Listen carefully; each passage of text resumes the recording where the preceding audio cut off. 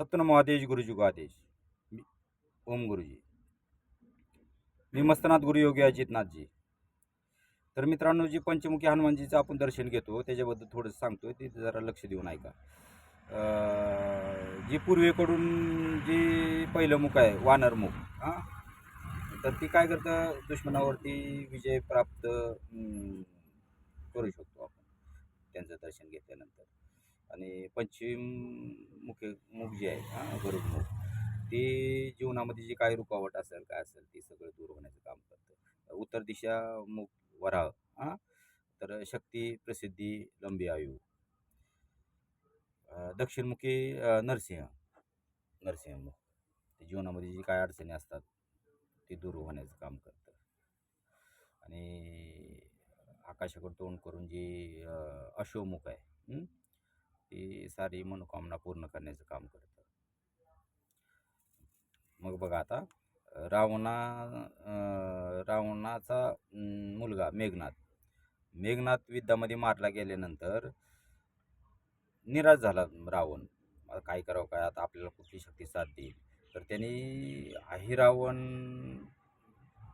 जो पाताळ लोकाचा राजा, तांत्रिक राजा आहे, आणि त्याची जी देवी कुलदेवी पाताल भैरवी, ती 10 महाविद्यामधली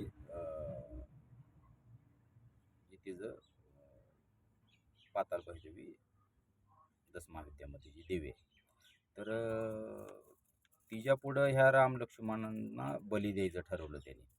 म्हणून त्यांना बांधून घेऊन गेला तिकडे पाताळ लोकांमध्ये. लोकांमध्ये घेऊन गेल्यानंतर मग हनुमानजीला कळलं. हनुमानजी गेले धावून तिथं.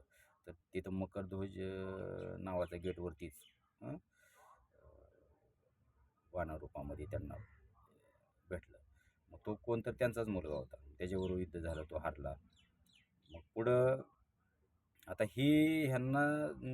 आता ह्याला मारायचं कसं, ऐरावणला.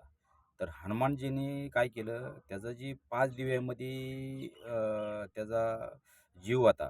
आता हे 5 दिवे एका टायमाला विझवले तर हा ऐरावण मारणार, हे त्यांना माहिती होतं. मग त्यांनी काय केलं,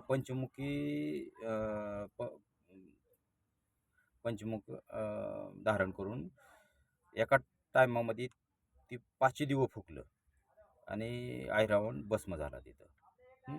ही अशा पद्धतीची कथा आहे ती. म्हणून पंचमुखी हनुमानजीचे 5 मुख आहे ती, आणि त्याची दिशा कुठली ती पण सांगितलं तुम्हाला. लक्षात. ओम नमो आदेश गुरुजी का आदेश, अलग आदेश.